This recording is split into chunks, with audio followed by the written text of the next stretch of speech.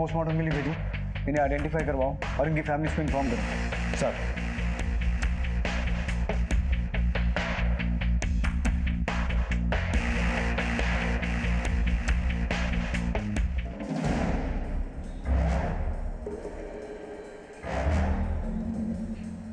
Ambulance बुलाओ जल्दी, जिंदा है। सर। हेलो हेलो, कुछ बता सकते हो किसने अटैक किया था? 3 लड़के थे बाइक पे, क्रिकेट यूनिफॉर्म में। हॉस्पिटल लेके जाओ, सेव हिम क्विक। किलर्स 3 लड़के थे, क्रिकेट यूनिफॉर्म में, बाइक पे आए थे। आरटीओ बोथ, बीट चौकी, हर जगह अलर्ट भेजो क्विक। सर।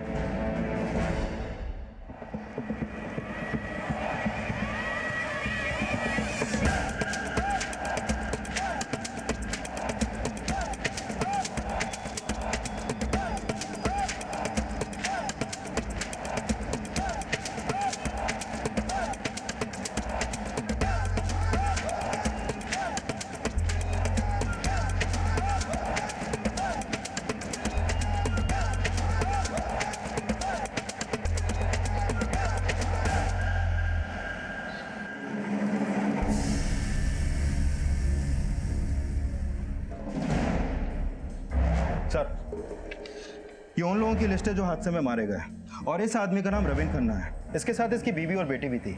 विकासपुरी का रहने वाला है, फैमिली में और कोई भी नहीं है सर। इस फैमिली के अलावा ये जो लोग हैं, ये कौन है? सर, ढाबे के 2 वेटर्स के अलावा 3 लोग और थे जो खन्ना फैमिली के आगे वाली टेबल पर बैठे थे। पहला अश्विन दीवान, दीवान बिल्डर्स का मालिक। दूसरा वरुण बलियान, सोशल वर्कर। लेकिन सर, तीसरे की बॉडी आइडेंटिफाई नहीं हुई है। वरुण बलियान, ये नाम कुछ सुना सुना सा लग रहा है। सर, ये एकता पार्टी के प्रदेश अध्यक्ष धीरेन बलियान का छोटा भाई है। तो कहीं इन मर्डर्स के पीछे कोई पॉलिटिकल कनेक्शन तो नहीं है, या फिर कोई लैंड माफिया गैंग? सर, मुझे लग रहा है किलर्स के टारगेट पे वरुण, अश्विन या फिर उस तीसरे आदमी में से कोई एक है, या फिर ये तीनों। लेकिन फायरिंग में खन्ना फैमिली और ढाबे के लोग भी शिकार हुए। वर्मा, टारगेट पे खन्ना फैमिली भी हो सकती है। एक काम करो, ये जितने भी लोग हैं सबका बैकग्राउंड चेक करो, पता करो इनका आपस में कोई कनेक्शन तो नहीं है। Okay sir. और वो जो 3 किलर्स क्रिकेट यूनिफॉर्म में देखे गए थे, उनकी कोई इन्फॉर्मेशन मिली? नहीं सर, अभी कुछ पता नहीं चला है।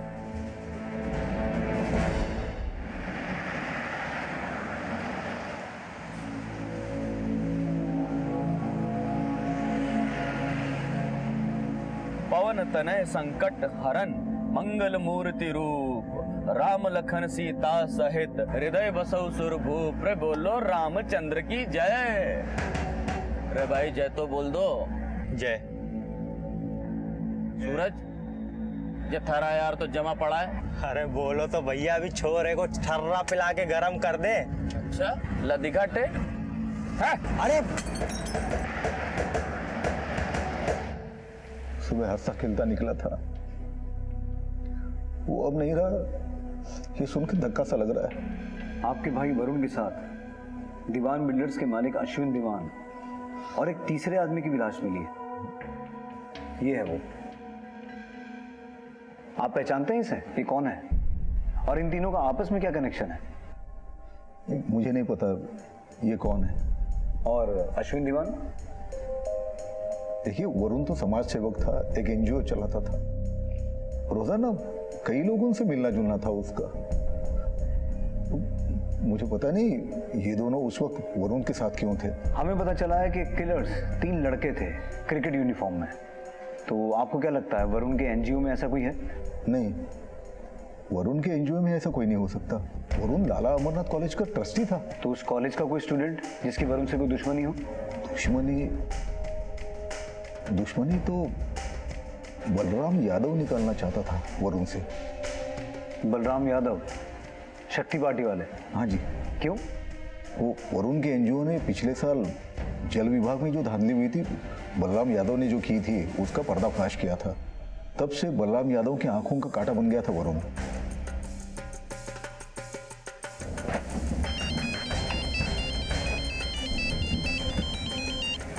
हाँ बोलो वर्मा। सर, बिजवासन में एक लावारिस बाइक मिली है और मुझे लगता है ये बाइक क्रिकेटर की यूनिफॉर्म में आए उन किलर्स ने यहाँ छोड़ी होगी।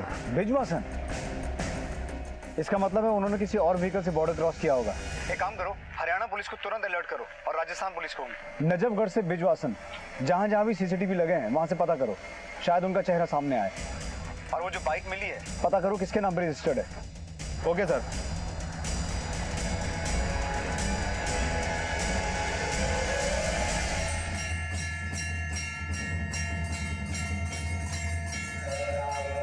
सिर्फ श्रद्धालु लोग रुकते हैं यहाँ पे, छिपड़ेंगे वास्ते इससे अच्छी जगह ना मिलेगी। और वैसे भी अगला सिग्नल मिलने तक हमको यहीं रुकना है। चलो। रावत साहब, जल विभाग स्कैम में हाई कोर्ट ने तो मुझे 2 महीने पहले ही क्लीन चिट दे दी, लेकिन हो सकता है वरुण से अभी भी कोई रंजिश। धीरेन आपको गुमराह कर रहा है। वो मुझे बदनाम करने के बहाने ढूंढते रहता है, इसलिए अपने भाई का मर्डर भी वो मुझसे जोड़ रहा है। सच तो ये है कि स्कैम का फेक वीडियो भी धीरेन बलियान का ही षड्यंत्र था। वरुण तो सिर्फ एक मोहरा था। तो क्या लगता है आपको, वरुण बलियान का मर्डर किसने करवाया है? देखिए, मैं आपको गुमराह करना नहीं चाहता, पर इतना जरूर कहूंगा कि धीरेन न तो जनता का है न तो अपने भाई का। सर, मैंने लाला अमरनाथ कॉलेज में पूछताछ की, लेकिन ऐसा कोई स्ट्रॉन्ग लीड नहीं मिला जिससे इस कॉलेज के किसी भी स्टूडेंट पे शक किया जा सके। वरुण बलियान और अश्विन दीवान, इनके कॉल रिकॉर्ड्स क्या बताते हैं? सर ये देखिए, सर ये दोनों पिछले 2 साल से कांटेक्ट में थे और वरुण का अश्विन के ऑफिस में भी आना जाना था। तो फिर धीरेन ने अश्विन को पहचानने से मना क्यों किया? कहीं ऐसा तो नहीं कि ये धीरेन अश्विन को भी जानता था और उस तीसरे आदमी को भी? एक काम करो वर्मा, धीरेन और बलराम, इन दोनों के कॉल रिकॉर्ड्स निकालो। हमें इनकी दुश्मनी का एंगल क्रॉस वेरीफाई करना पड़ेगा, और ये भी कि वरुण के अलावा अश्विन और उस तीसरे आदमी से इनका क्या कनेक्शन था। Okay sir. अच्छा वर्मा, अश्विन के कॉल रिकॉर्ड्स में कोई भी ऐसा आदमी नहीं है जो उस तीसरे आदमी को आइडेंटिफाई कर सके और इन मर्डर्स के मोटिव को समझने में हमारे काम आए? हाँ सर, एक नाम है जिससे हमें काफी कुछ पता चल सकता है। कौन? रोशनी चौटाला। ये पहले लैंड रेवेन्यू डिपार्टमेंट में थी और अश्विन ने लैंड क्लियरिंग में इसकी काफी हेल्प ली थी। सर, ये दिल्ली महिला मंडल की मेंबर भी है। कापासाइडा में इसका संपर्क कार्यालय है, जहां से ये अनऑफिशियली रियल एस्टेट में डील करती है। हाँ विनोद। ओके, तुम सीसीटीवी फुटेज लाओ। सर, एक पेट्रोल पंप की सीसीटीवी फुटेज में ट्रिपल राइडर क्रिकेटर्स कैप्चर हुए हैं। शायद ये वही किलर्स हों।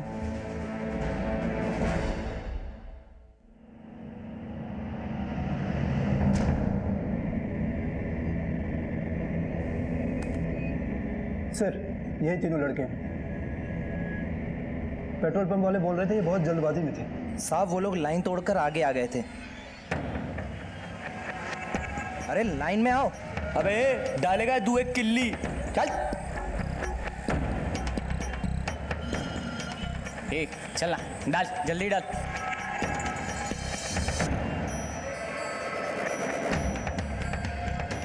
आंधी की तरह आए और तूफान की तरह चले गए। रविन खन्ना के बयान और इन तीनों के बिहेवियर से तो ये लगता है कि किलर्स यही होंगे, लेकिन सीसीटीवी की इस एंगल से इनका चेहरा ठीक से दिखाई नहीं दे रहा। सर, मैंने पेट्रोल पंप वाले से इनका हुलिया जानने की कोशिश की। उन्होंने कैप और चश्मा पहन रखा था, इसलिए वो पहचान नहीं सका। लेकिन उसका कहना था कि उनकी यूनिफॉर्म बिल्कुल नहीं थी, जैसे शोरूम से वो पहन के निकले हो।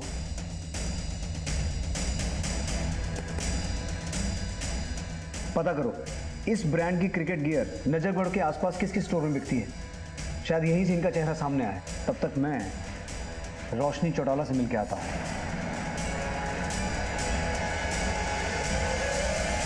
क्या अग्रवाल साहब, 20 करोड़ की एग्रीकल्चर लैंड खरीद के 50 करोड़ की इंडस्ट्री लगाएंगे और लैंड क्लियरिंग के लिए 40 लाख भी नहीं दे सकते?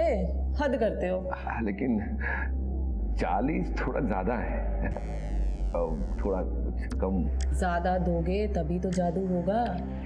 और वैसे भी ये 40 लाख आगे चल के आपके ही तो काम आने वाले हैं। भाई, विधानसभा चुनाव जीतकर आप जैसे लोगों की तो सेवा करनी है कि नहीं? सो तो है। एक मिनट। हाँ बोल। रावत, ठीक है, भेज दे भीतर।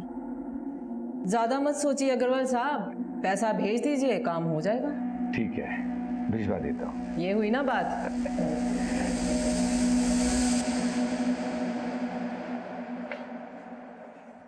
आइए आइए रावत साहब, बैठिए। चाय कॉफी कुछ। Thank you. नजफगढ़ के पास पंजाबी तड़का ढाबे में हुए शूट आउट के बारे में आपसे कुछ बात करनी थी। पता चला मुझे भी, बहुत बुरा हुआ। मैं तो खुद मृतकों के परिवार वालों से मिलने जाने वाली थी। तो आपको फिर ये भी पता होगा कि मरने वालों में एक अश्विन दीवान भी था, और हमें पता चला है कि आपसे उसका काफी मिलना जुलना था। हाँ, जब लैंड रेवेन्यू डिपार्टमेंट में थी मैं, तब ये लैंड क्लियरिंग के सिलसिले में रजिस्ट्रार ऑफिस में आना जाना लगा रहता था उसका। और वरुण बलियान? वो नेताजी का भाई जी। उससे कभी परिचय हुआ नहीं मेरा। और ये इसे पहचानती हैं आप? नहीं तो। रोशनी जी, हमें लगता है कि ये फायरिंग अश्विन दीवान, वरुण बलियान और इस तीसरे आदमी को मारने के लिए हुई है। क्या लगता है आपको, ये काम कौन करवा सकता है? और किसी का तो पता नहीं, लेकिन ये अश्विन दीवान का माधव गोयल के साथ एक पंगा था। माधव गोयल? कैसा पंगा? देखिए रावत साहब, जब ये आउटर दिल्ली बसनी शुरू हुई थी, तब सबसे ज़्यादा चांदी वहाँ के किसान जिमींदारों की हुई थी, और ये अश्विन दीवान उसी किसान परिवार से था। लेकिन इसके बाप दादा ने माधव गोयल से कर्जा लेके रखा था, इसीलिए वो ज़मीन की power of attorney Madhav Goyal के नाम पर थी। तो जब ये अश्विन की विधवा माँ की मौत हुई तो माधव गोयल ने वो ज़मीन किसी इंडस्ट्रियलिस्ट को बेच दी थी, और फिर अश्विन गोयल ने उसी ज़मीन पर अपना क्लेम कर दिया। फैसला किसान के हक में गया। इसी के चलते ये माधव गोयल का करोड़ों कमाने का जो सपना था, धराशायी हो गया था, और ये अश्विन दीवान उसी ज़मीन के पैसों से मोटा बिल्डर बन गया था। माधव इसी बात को लेके खार खाता था अश्विन से। ये माधव गोयल रहता कहाँ है? जनकपुरी में कोठी है इसकी।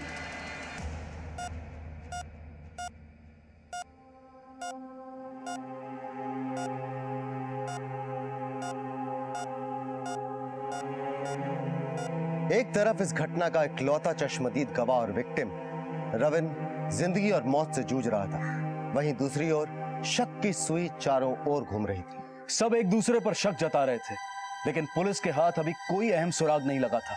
7 लोगों को बेरहमी से मौत के घाट उतारने वाले वो 3 लोग अब भी पुलिस की गिरफ्त से बहुत दूर थे। लेकिन इसी दौरान पुलिस के हाथ उन 3 बाइक सवार हमलावरों के बारे में एक क्लू लगा।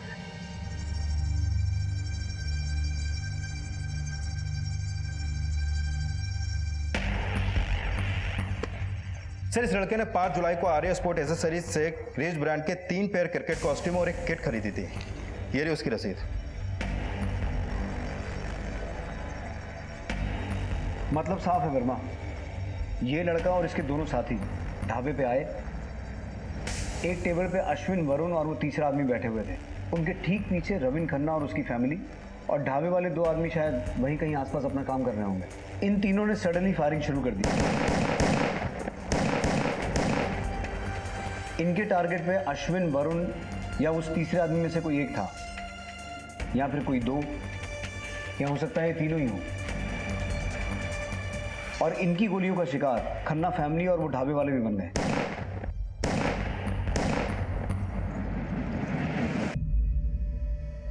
इस लड़के की फोटो सभी थानों में भिजवाओ और पता करो इसका कोई क्रिमिनल बैकग्राउंड तो नहीं है। सर।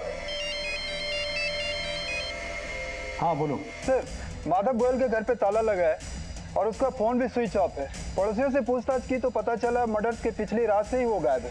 ठीक है, माधव गोयल हत्या वाले दिन से गायब है। इसका मतलब रोशनी चौटाला का शक सही था। सर, उसने अश्विन दीवान के मर्डर का शक तो माधव गोयल पर जताया, पर वरुण बलियान और उस तीसरे शख्स के मर्डर का इसमें क्या तार जुड़ा हो सकता है? अब ये सारे तार तो तभी जुड़ेंगे वर्मा, जब ये तीनों लड़के हमारे हाथ लगेंगे।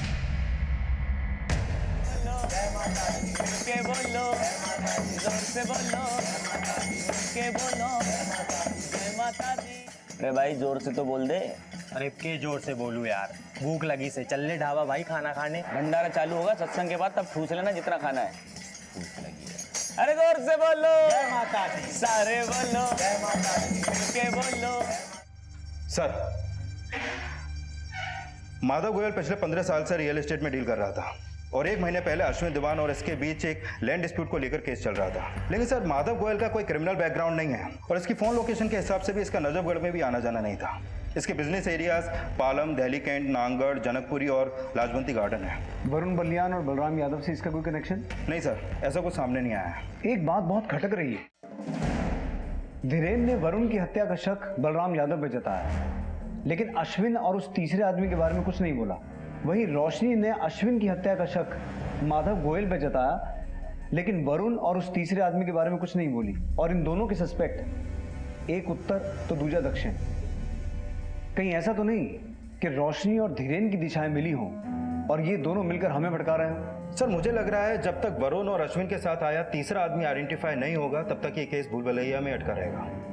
भूल भुलैया में फंसकर ही पजल सॉल्व होते हैं वर्मा, और ये हमें भटकाने वाले जिस दिन हमारे जाल में फंसेंगे ना, इन्हें जेल में सांप सीढ़ी खेलना भी नसीब नहीं होगा। सर, डॉक्टर का फोन आया था, रविन खन्ना खतरे से बाहर है, अब हम मिल सकते हैं। Let's go. अब तक जितने भी नाम और सुराग सामने आए थे वो इस सामूहिक हत्याकांड को कोई भी दिशा नहीं दे पा रहे थे, लेकिन पुलिस की उम्मीद तब जागी जब रविन को होश आया।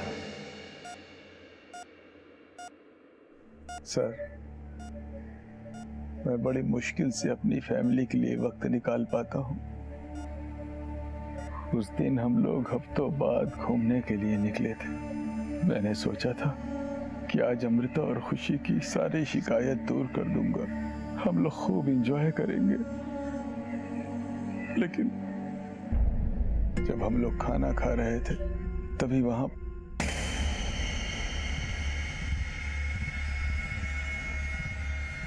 तीनों ने क्रिकेट यूनिफॉर्म पहन रखी थी। उनमें से एक ने आकर हमारे सामने वाले टेबल पर किसी का नाम पूछा। अश्विन दीवान?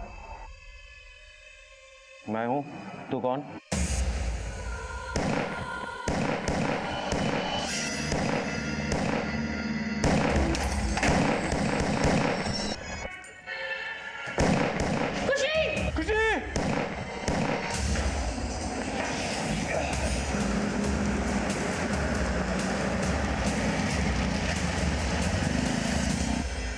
इसमें मेरी बीवी और मेरी बेटी की क्या गलती थी सर,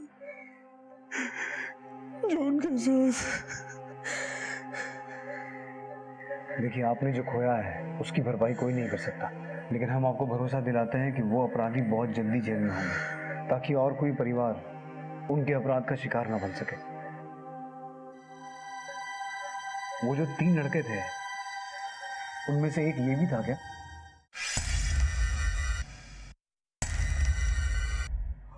हाँ सर, ये था।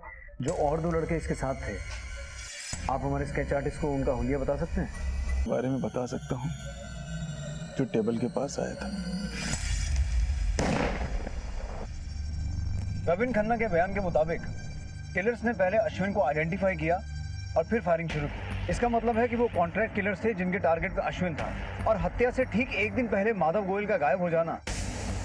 इससे तो यही थ्योरी सामने आती है वर्मा कि माधव गोयल ने ही उन किलर्स को हायर किया था। लेकिन सर, क्रिमिनल्स डेटा में इस लड़के का कोई क्रिमिनल रिकॉर्ड नहीं है जिसने क्रिकेट यूनिफॉर्म खरीदी थी, और जिस बाइक से वो आए थे वो चोरी की थी। जैसे ही दूसरे लड़के का स्केच तैयार हो उसकी हिस्ट्री निकालो, या दूसरे से कुछ सामने आएगा। सर, मुझे लगता है इन किलर्स तक पहुंचने के लिए हमें मीडिया की हेल्प लेनी चाहिए। एक काम करो, एक प्रेस नोट जारी करो। Okay sir.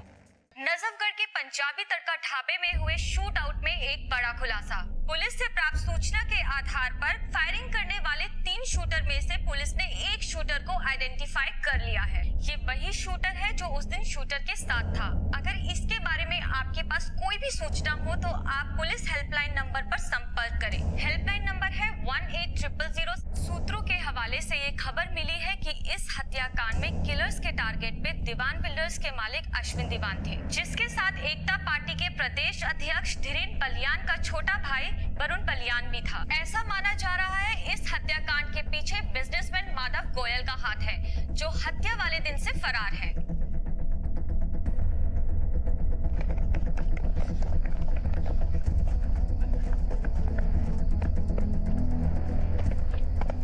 निकाल दे फटाफट, चल चल निकाल।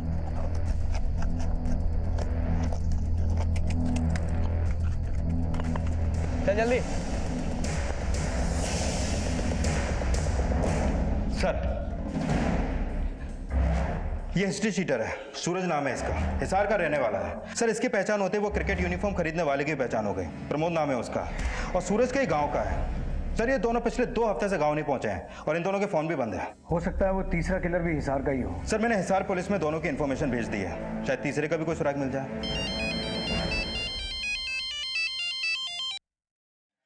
हेलो, माधव गोयल बोल रहा हूँ। माधव गोयल, कहाँ हो? दर दर की ठोकरें खा रहा हूँ रावत साहब। तो पुलिस स्टेशन आ जाओ, तुम्हें मालपुए खिलाएंगे।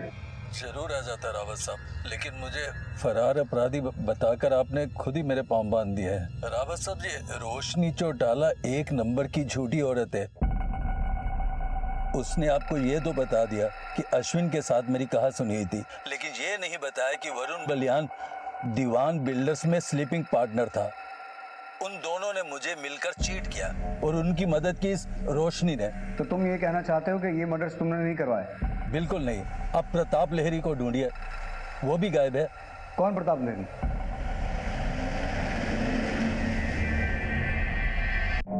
हेलो हेलो, आप जिस नंबर को डायल कर रहे हैं वो इस समय स्विच्ड ऑफ है। सर मैंने वो नंबर सर्विलेंस पे डलवा दिया है। कोई फायदा नहीं है वर्मा, अब तक उसने सिम फेंक दिया होगा। पर सर ये माधव गोयल ने फोन क्यों किया? अपनी सफाई दे रहा था कि इन हत्याओं के पीछे वो नहीं है। तो फिर कौन हो सकता है? उसका इशारा तो रोशनी चौटाला की तरफ था, लेकिन उसकी बातों से ऐसा लग रहा था कि टारगेट वरुण या अश्विन में से कोई एक नहीं बल्कि दोनों थे, और नाम उसने किसी प्रताप लहरी का भी लिया। प्रताप लहरी? पता करो वर्मा, इस नाम के आदमी का इस केस से क्या नाता हो सकता है। एक तरफ नामों की लिस्ट बढ़ती जा रही थी और दूसरी तरफ किलर्स अलर्ट हो चुके थे। ना तो अब तक किलर्स के हाइडआउट का पता चल पाया था और ना ही ये पता चल पाया था कि मरने वालों में से किलर्स के टारगेट पर कौन था। हर बढ़ता दिन पुलिस के लिए मुश्किलें और प्रेशर दोनों बढ़ाने वाला था।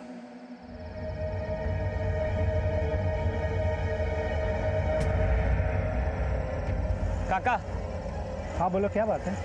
काका हम लोग फाड़ना से आए हैं, यहाँ रुकने की जगह मिल जाती तो। जगह तो खाली नहीं है, लेकिन अगर तुम लोग ठहरना ही चाहते हो तो मंदिर के बरामदे में जाकर सो जाओ। लेकिन इस बात का ख्याल रहे, सुबह होने से पहले आरती जो होती है ना, उससे पहले निकल जाना।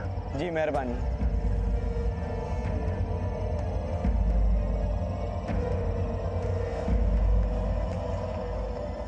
बहुत बहुत बधाई रोशनी भाई। अरे धन्यवाद धन्यवाद। अग्रवाल साहब, बधाई तो आप मुझे उस दिन दीजिएगा जिस दिन विधानसभा का टिकट मिल जाएगा। अरे ये महिला मंडल की अध्यक्ष तो वैसे भी मुझे ही बनना था।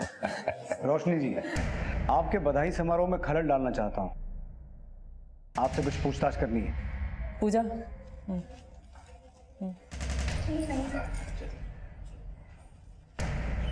आप पहले मुंह तो मीठा कीजिए रावत साहब, बातें बाद में करेंगे। लीजिए। मुंह अगर मीठा कर लिया तो आपसे कड़वा नहीं बोल पाऊंगा। आप तो ऐसे बातें कर रहे हैं जैसे मैं ही अपराधी हूँ। हुआ क्या है? बैठिए। अरे बैठिए, बैठ के बात करते हैं, बैठिए। अब बताइए क्या अपराध किया है मैंने? प्रताप लहरी को नहीं जानती आप? हाँ, ये प्रताप लहरी, वो स्टेट एजेंट। जी। आपने उसके बारे में मुझसे पूछा ही कब था? मैंने आपको उसकी फोटो दिखाई थी। कौन सी फोटो दिखाई थी आपने? ये प्रताप लहरी है? जी। हे राम, लाश बन के तो बिल्कुल ही पहचान में ना आ रहा। ये लीजिए। इसका मतलब ये अश्विन और वरुण के साथ साथ इसका भी मर्डर हो गया। नजरों का धोखा बता के प्रताप लहरी को ना पहचानने का कारण तो खोज लिया आपने। अब इस बात की सफाई कैसे देंगी कि आपको ये भी नहीं पता था कि वरुण बलियान दीवान बिल्डर्स का स्लीपिंग पार्टनर था? Sleeping partner? मैं इस बारे में कुछ भी नहीं जानती। तो अब आप ये भी कहेंगी कि वरुण बलियान का उस जमीन में कोई शेयर ही नहीं था, जो जमीन आपने माधव गोयल से छीनकर उन दोनों को दिलवाई थी और जिसके बदले में आपने मोटी कमीशन भी खाई थी। कड़वा भी बड़ा मीठा बनकर बोलते हैं आप रावत साहब। आपसे आपकी उम्र नहीं, कमाई पूछ रहा हूँ। क्राइम ब्रांच वाले हैं आप। लोगों की उम्र तो उनका डेटा निकाल के पता कर ही लेते हैं, मेरी कमाई भी पता कर लीजिए। जाइए। चलिए, तय रहा। अगली बार सब कुछ पता करके ही मिलेंगे। रोशनी के बर्ताव में आए बदलाव ने पुलिस को चौंका दिया था। वहीं माधव गोयल की बातों ने भी रोशनी पर शक जताया था। यही वजह थी कि पुलिस रोशनी पर शक करने के लिए मजबूर हो गई। लेकिन रोशनी के इस बदलाव की वजह क्या थी? क्या रोशनी को इस बात पर यकीन था कि पुलिस उस पर गलत शक कर रही है, या फिर वो किसी बड़ी योजना को अंजाम देने वाली थी जिसके तार उन 7 लोगों से जुड़े थे जिनकी दिन दहाड़े हत्या कर दी गई थी? लेकिन अभी एक और बड़ा सवाल था, और वो था प्रताप लहरी, जिसका नाम माधव गोयल ने लिया था। सर, मैंने पता किया प्रताप लहरी सिर्फ स्टेट एजेंट ही नहीं बल्कि दीवान बिल्डर्स में एक स्लीपिंग पार्टनर भी था। मतलब इस केस की थ्योरी बिल्कुल साफ है। किलर्स के टारगेट पे दीवान बिल्डर्स के तीनों पार्टनर्स थे। कोई ऐसा है जिसके कहने पर किलर्स ने दीवान बिल्डर्स के तीनों पार्टनर्स को ही नहीं, दीवान बिल्डर्स नाम की कंपनी का ही सफाया कर दिया। लेकिन सवाल ये उठता है कि दीवान बिल्डर्स का ऐसा दुश्मन है कौन? हाँ बोलो मनोज। ठीक है सर, खबरियों से पता चला सूरज ने कोटला के किसी असलम से 3 पिस्तौल और बुलेट्स खरीदे थे। उठा के लाओ उसे। Okay sir.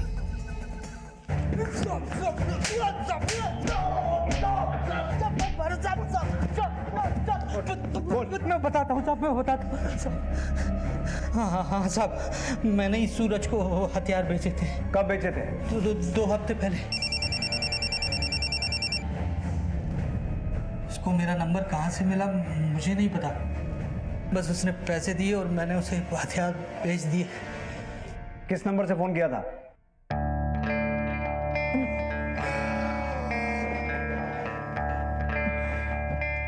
इतनी खूबसूरत हो, फिर भी तुम्हारे पति ने तुमसे डिवोर्स क्यों ले लिया? मेरी रफ्तार से रफ्तार मिला के चल नहीं पाया। तुम्हारी रफ्तार से रफ्तार मिलाना वैसे भी आसान काम नहीं है। अब आपका हाथ पकड़कर चलने की सोची है तो आपसे आगे तो नहीं बढ़ूंगी। तुम जिसका हाथ थाम लेते हैं उसे हमेशा अपने नीचे ही रखते हैं।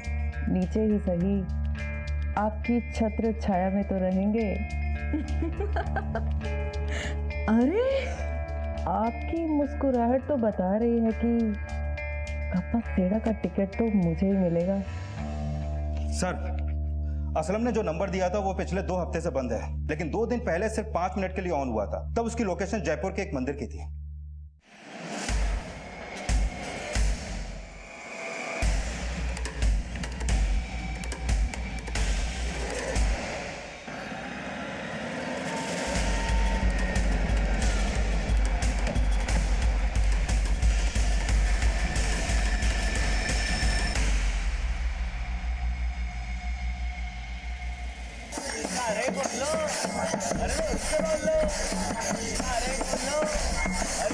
हाँ सर, ये दोनों इसी मंदिर में 2 दिन पहले सत्संग करे थे, लेकिन इसके साथ एक और भी लड़का था। अरे एक बार पैसे मिल जावे फिर देख लेंगे क्या करना है। पर पिस्सो मिलेगा कब? अरे सवेरे तक इंतजार कर ले, मिल जाएगा। खुश? अरे यूके, माता रानी का मैसेज आया है, बोले 10 लोगों को भेजेंगे तो मनोकामना पूरी होगी। जेके से भाई? अरे छोरे, तू ना समझेगा, ये है गुड लक मैसेज। अब देख, अपने साथ में सब कुछ अच्छा होगा। सर, अभी उस लड़के ने फोन ऑन किया था, लोकेशन ट्रेस हो गया। Let's go.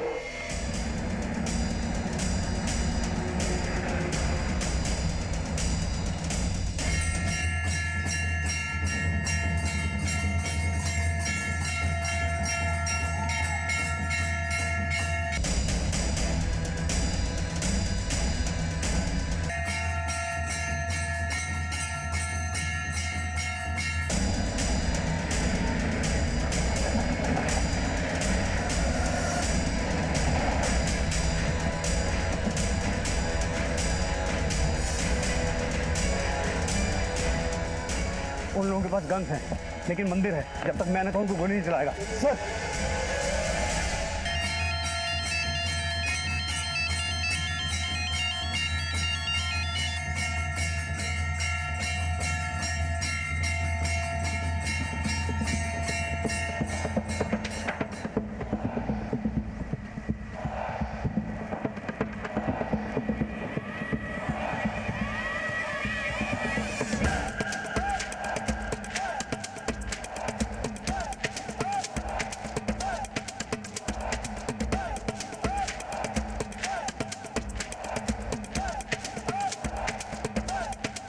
Suraj, Pramod,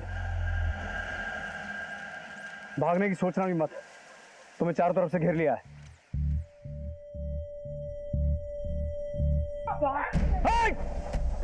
be careful, उनके पास बंदूकें हैं।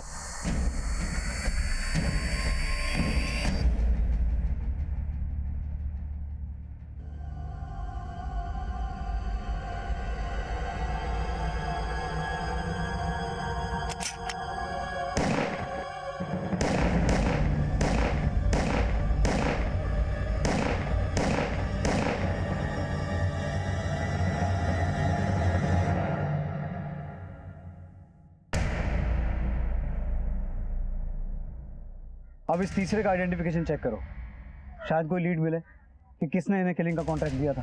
सर,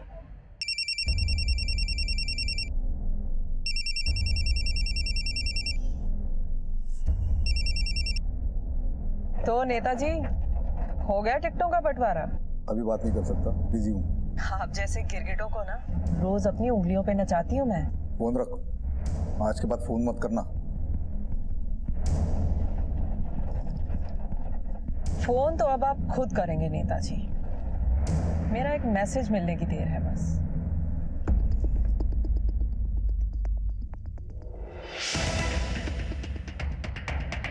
सर, वो तीसरा किलर नमन था, हिस्ट्री शीटर।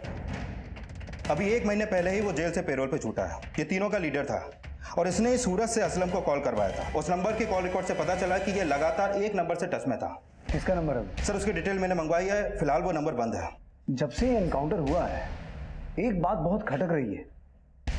जब मंदिर में उन तीनों को सरेंडर करने को कहा गया तो वो तीनों गाड़ी के पीछे छुप गए झुककर। फिर उनकी तरफ से फायर हुआ तो फायर गाड़ी पे लगा लगभग इस हाइट पर। वर्मा, उन लोगों की पोजीशन के एंगल के हिसाब से गोली गाड़ी पे कहीं नीचे लगनी चाहिए थी, इतनी ऊपर नहीं। यानी कि सर आप ये कहना चाहते हैं गोली उन तीनों ने नहीं बल्कि किसी चौथे ने चलाई है? हाँ, जो ये चाहता था कि वो तीनों एनकाउंटर में मारे जाएं। और हो ना हो वर्मा, ये चौथा आदमी वही था जो नमन से लगातार फोन पे बात कर रहा था। ये तूने अच्छा नहीं किया। तू जानती नहीं मैं कौन हूँ? जानती हो ना, आपकी ताकत का अच्छी तरह से अंदाजा है मुझे। इसीलिए तो नेताजी आपकी नस पकड़ी है मैंने। नेताजी, मैं अच्छी तरह से जानती हूँ आप बहुत इज्जतदार हैं, पर क्या है ना, मैंने भी तो आपको अपनी इज्जत सौंपी है ना?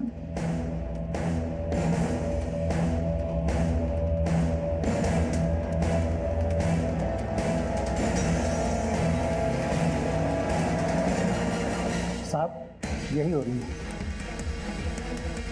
ठीक है, तुम जाओ।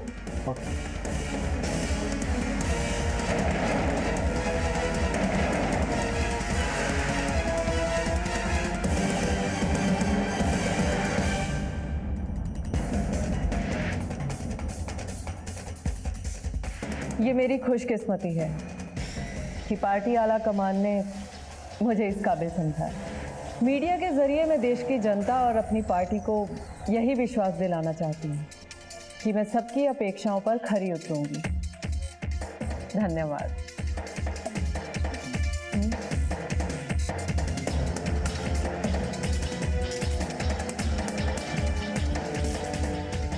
सुनिए जरा।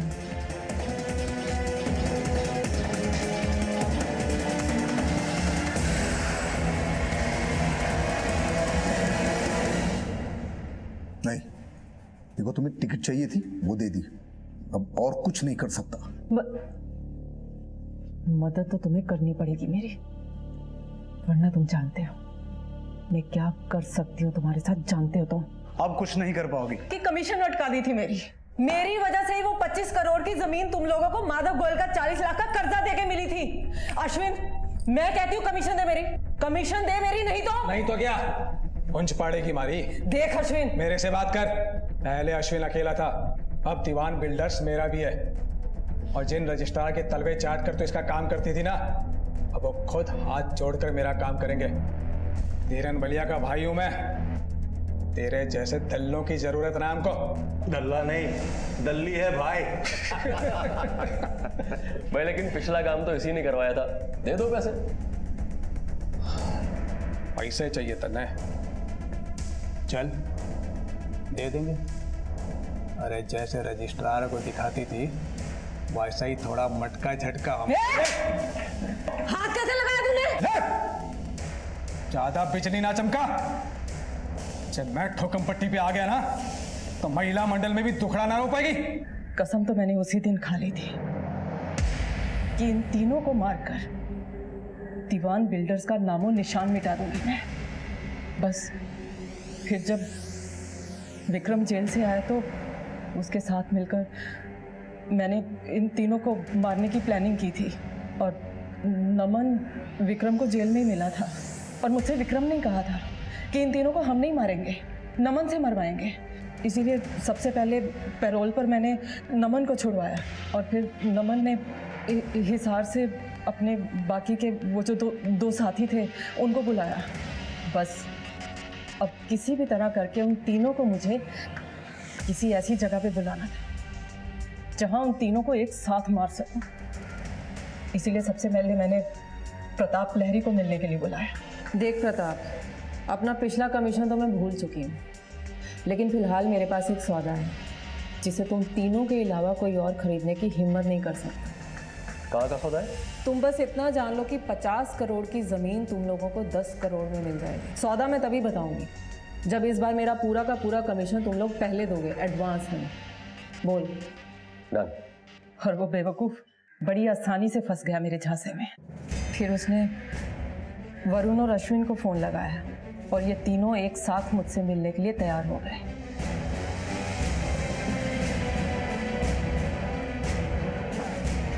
अश्विन दीवान, मैं हूं।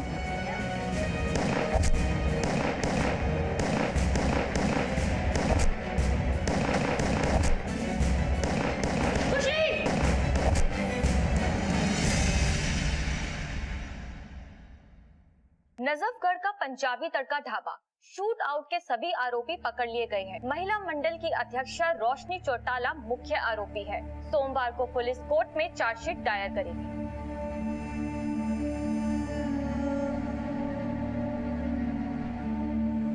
हमारे देश में इंडियन आर्म्स एक्ट के अंतर्गत गन पॉलिसी बहुत स्ट्रिक्ट है, लेकिन अभी भी ऐसे कई राज्य हैं जहां पर इन जानलेवा हथियारों की खुलेआम खरीद फरोख्त होती है। हमारी सरकार से ये गुजारिश है कि वो गन पॉलिसी को और भी स्ट्रिक्ट बनाए ताकि किसी और बेकसूर को अपनी जान न खोनी पड़े, वरना वो दिन दूर नहीं जब हमारे देश का हाल भी पश्चिम देशों की तरह होगा।